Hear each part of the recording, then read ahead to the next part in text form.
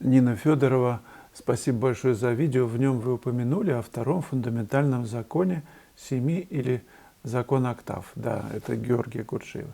Первый закон трех. Есть такое высказывание «подлинное искусство», есть попытка передать ощущение экстаза подлинного. Заинтересовалась, чем можно в живописи это постижение непознаваемого передать. Спасибо большое, Нина. Подлинное искусство есть попытка передать ощущение экстаза. Ну, что может быть важнее этой цели? Ради чего еще следует заниматься искусством? В любом жанре. Ну вот мы живописью занимаемся. Вот ради чего еще? Как не передать то состояние восторга, любви, счастья, радости и так далее от того, что ты просто дышишь, просто живешь, просто видишь, чувствуешь, любишь. Мне кажется, мы только этим и заняты, что передаем, транслируем состояние вокруг. Кто-то транслирует жуткие состояния по той же классификации Георгия Ивановича Гурджиева, по грубости, тонкости, кто-то, я не знаю, аж там 2048 кричит на всех, ругается там и все такое. Другой потоньше, кто-то просто любит своего ребенка, кто-то любуется закатом, кто-то возвышенными состояниями просто пребывает в них.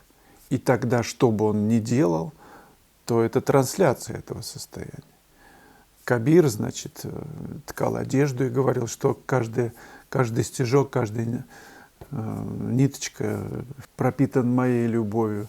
Кто-то играет на инструменте, музыкант, значит, транслирует эту любовь в каждом прикосновении к инструменту. Художник в каждом прикосновении кисти к холсту.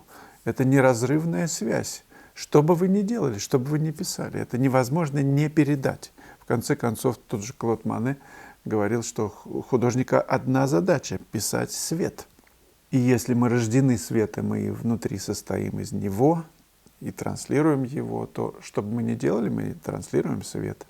Другое дело, нужно овладеть мастерством, чтобы музыкант, значит, играл настолько гармонично, настолько тонко, что все замирали. Поэт подбирал каждое слово, оставлял в своем стихотворении так, чтобы это меняло тех, кто слушает или читает. Ну и, конечно, художник так писал, такая в этом должна быть гармония, воспитанная, созданная. Ну, ее нужно конструировать каждым своим днем, формировать. Чем, собственно, я и занимаюсь, делая эти уроки, приглашая вас на классы, или просто когда вот сейчас пойду писать дальше работу. Так что я убежден, Нина, что для вас на самом деле этого вопроса нет. И то, что вы делаете, вы в своих произведениях кристаллизуете то, что несете в мир. Записывайтесь, друзья, на семинар, который будет с 1 по 5 июля в Гурзуфе. Уроки в онлайн-школе доступны и для иностранных пользователей. В этом случае соединитесь со мной, спешитесь, и я скажу, как вам перевести деньги на киргизскую карту Visa и открою вам доступ в ручном режиме.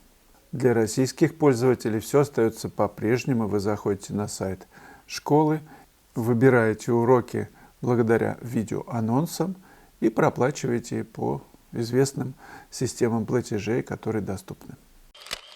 Тессан, стесняюсь спросить, Слава, сколько надо выпить, чтобы так не досказать? Цвет настроения синий, лол.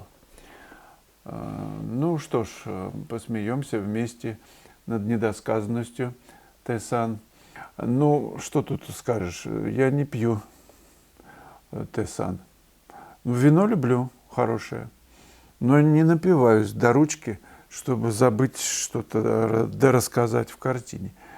То есть каждое движение кисточки все-таки, как мне представляется, осознанно. И если я выставляю картину на показ, то это решение, готовое к показу.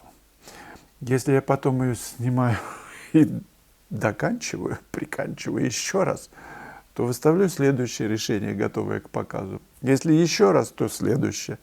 Так это может длиться бесконечно. Мне нравится. Я расту, как мне представляется, и мое видение изменяется.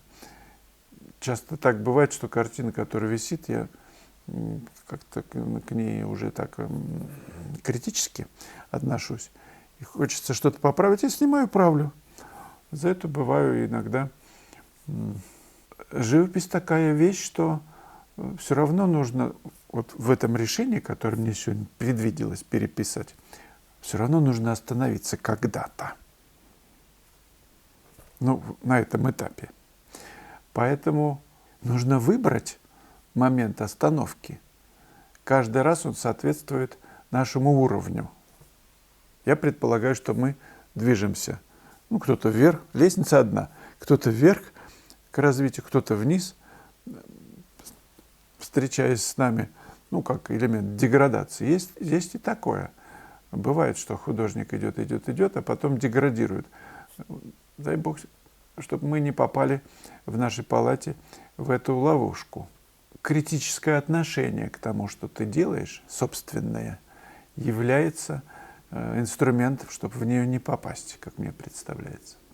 Но опять же, тот же иероглиф, он же несет информацию, несмотря на пропуски. Пропуски – это движение кисти, это показывает, что это жизнь. В этом движении кисти, который означает какую-то часть иероглифа, жизнь в каждом движении. В каждом движении художника, пишущего портрет, картину, есть жизнь. Или ее нет, если это все как чертеж по линеечке. Вот тебе и весь секрет. Договариваешь ты эту линию иероглифа? Точно делаешь по линеечке или нет? Или специально распушенная кисть дает этот элемент. Вот васудаби, или как она там называется. Вабусаби, даби, саби, нами. Лариса Бриль, можешь прокомментировать фразу «ограничения стимулируют творчество».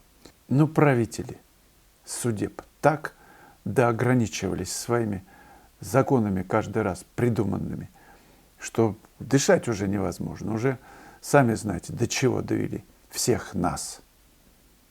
Разве это не стимулирует к тому, чтобы вырваться на свободу из этой колючей проволоки? Разве это не заставляет задуматься о том, что ты есть вообще в этом мире? Для чего? Для чего ты можешь рисовать? Что ты будешь рисовать? Умеешь ты, например, рисовать хорошо. Что ты рисуешь? Для чего? Какой в этом смысл? Может быть, эта ситуация это и показывает нам, как из нее выйти, для чего она нам, что каждый из нас внутри может дотянуться до чего, что мы увидим, каждый внутри, чтобы стать лучше, стать более любящим, ну и так далее. Мы воюем внутри себя. Это закончится, когда мы перестанем внутри себя воевать. Разве не так? 45-й урок – психологический портрет.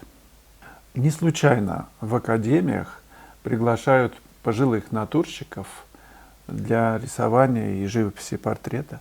Это важнейший этап в обучении, потому что у пожилого человека очень ярко просматривается череп, его устройство. Художник обязательно должен видеть, что внутри, иначе получится вяло, как сосиска нарисованная. Все должно быть конкретно. Об этом урок. Как писать портрет конкретно. Странное слово, может быть, даже не очень понятное, но именно конкретностью отличаются профессиональные работы от дилетантских. Урок с практическими объяснениями каждого мазка. Откуда, что берется, куда кладется и почему. 45-й урок. Психологический портрет.